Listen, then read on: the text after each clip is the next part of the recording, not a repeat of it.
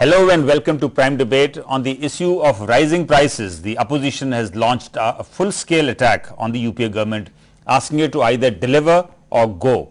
The government in its defense has listed a number of measures taken to control prices. In Prime Debate, we discuss the allegations of the government having failed the common man and the possible steps required to check rising prices.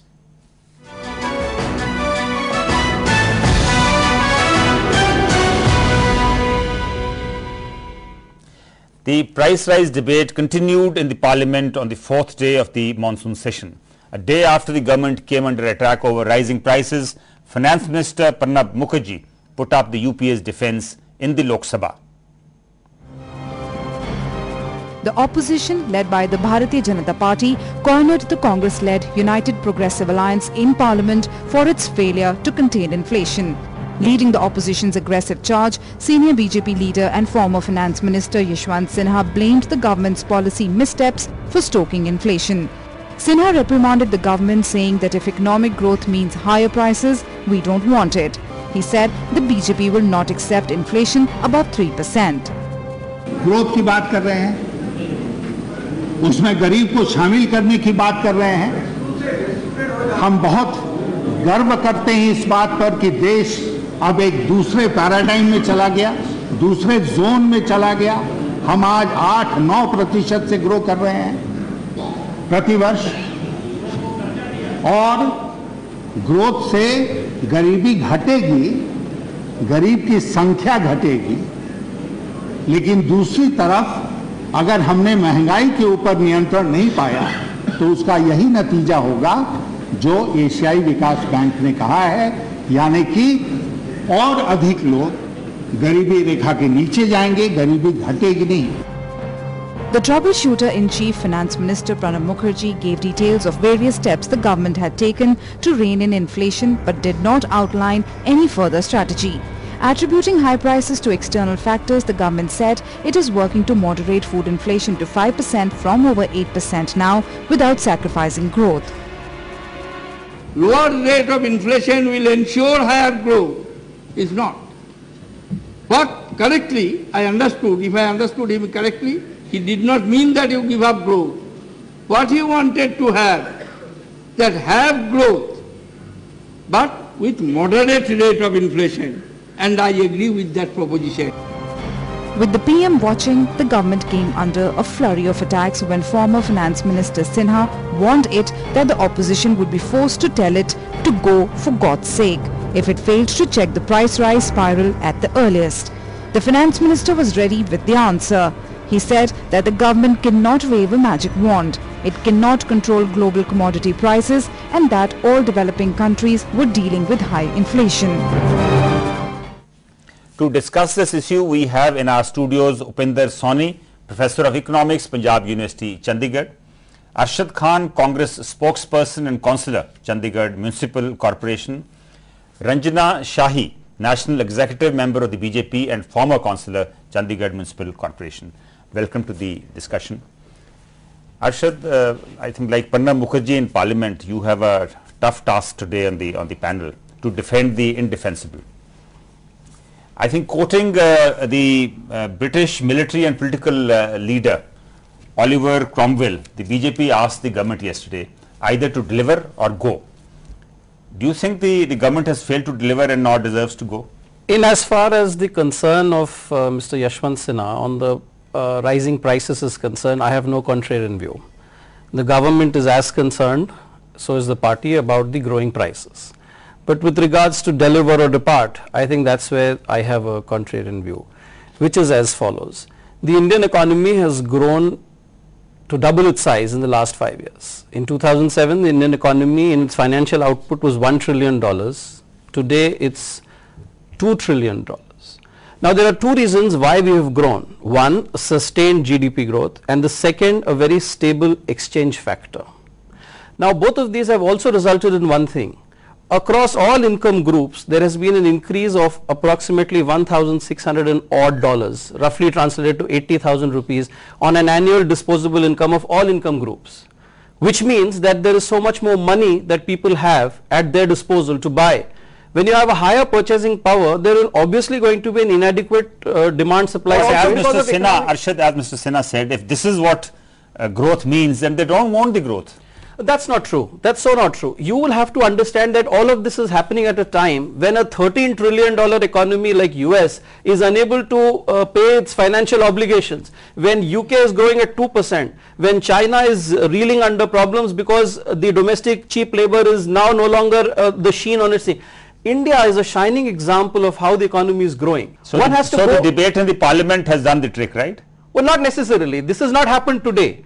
It's just that government is very proactive. Please let me tell you, in February, the food inflation was 20.94. Today is 8.74. I wonder why Mr. Yashwant Sinha is saying that the government is not doing anything. How did it happen that it reduced from 20 to 8.4? But Mr. Arshad Khan, a lot of people feel that this growth rate that we talk about, 8 to 9% growth rate, is all phony.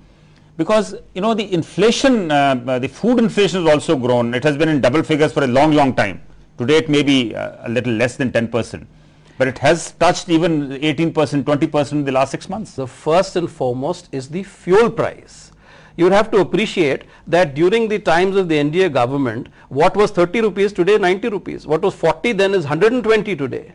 Now, how do you deal with those circumstances? The second thing is energy. The third thing is infrastructure. The fourth thing is PDS and ESMA. These are all state subjects. When you have a poor PDS, when you don't have ESMA invoked time and again with the state government, there's very little the center can do.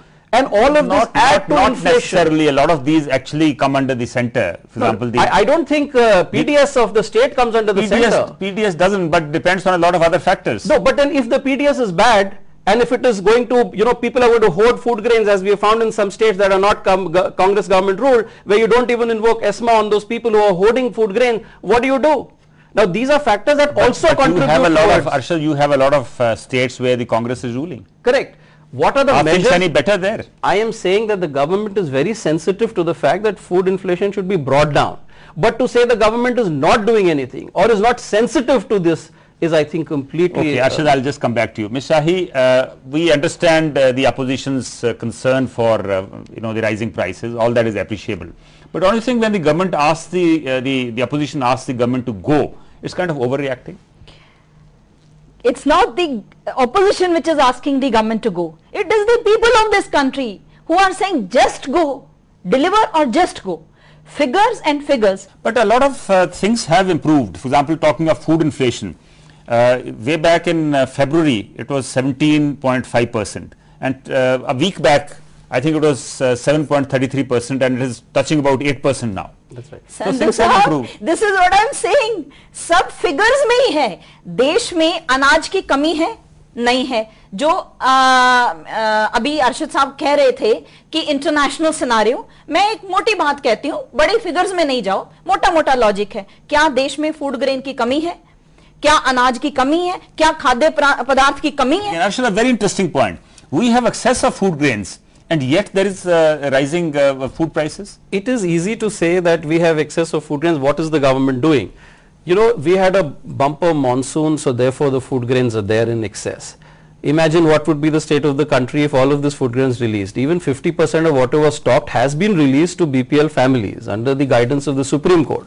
But what if we did not have a good monsoon? We can't then end up in drought. The government has to manage its policies depending on how it has seen trends over the years, and these are the very figures that will reflect the state of the affairs. I don't think it was actually the guidance of the Supreme Court, it was the pressure of the Supreme Court, right? It was the pressure of the Supreme Court. अगर guidance वाली बात होती तो media ने और जगह जगह लोगों ने और ऑपोजिशन पार्टीज ने जगह जगह दिखाया सरकार को कि लाखों टन गेहूं सड़ रहा है, लेकिन इन्होंने कुछ नहीं किया. Professor Sawhney, one can understand there are claims, counter claims, acquisitions, counter acquisitions. But as an economist, tell us, is the situation worrisome? No doubt that the situation is worrisome, but then there are several factors that are going into it. And you know, this political blame game can go on, and it has been going on for several years.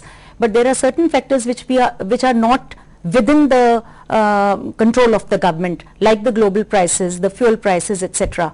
However, the management of food, like ma'am said, that should have been better, and that is something which can bring down inflation to a certain extent.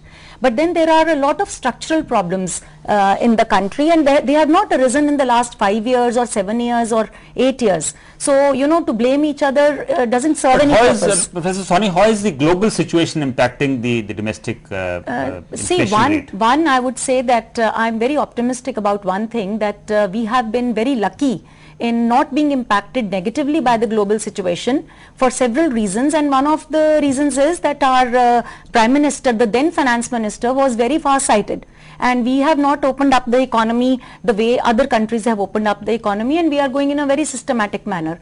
However, the fuel prices are impacting the domestic prices here, which we cannot stop, because fuel is something which we can't produce within our country. Okay, the rising fuel prices, understandable. Yeah. But what about the food prices? The food, as I said earlier, that the food prices can be controlled. There is a problem of supply management, which we have not been able to, you know, master in our country, and this has not happened now. Professor Sawhney, the opposition is saying that the government is trying to achieve a high GDP at any cost. Do you buy that? No, not really, because we have had a very stable price level. In the early 2000s, we've had a very stable price level. Some part of that period coincided with the NDA government, and some of it was while the Congress government had already taken over. But then there are several other factors which are creating a lot of problem.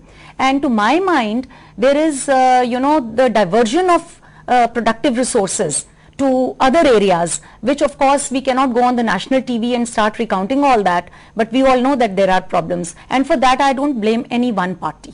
I think the nation as a whole, we've become too tolerant towards certain things, and we are doing that.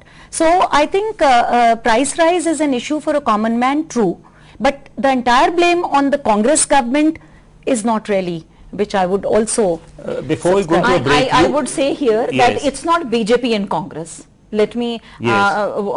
whatever the learned panelist has said, I fully agree with her interpretation. लेकिन ये blame game नहीं है, ये राजनीति नहीं है. देश की जनता भूखी मर रही है, त्राही त्राही कर रही है, और अगर ऑपोजिशन, अगर ये हकीकत है, और अगर ऑपोजिशन जो है इस हकीकत को बयान नहीं करती, तो opposition is failing in our duty as the government is failing in governance. Professor Sawhney just pointed out that there has to be good food management, and my honored friend Ranjana Shahi also mentioned. What better way of doing food management than bringing a Food Security Act, which will allow 72% of those poor to have food grains at their doorstep delivered free? That's the flagship program of the government. You brought so a Food Security Act in the second year of your second term. That's right. Right. So is that an achievement? No, I'm not saying it's an achievement. There have been several flagship programs which have social sector reforms in it. Look at NREGA. It has given employment to those people who had no money. Now when they have money, they want to buy. It's a classic case of supply-demand situation. We have to understand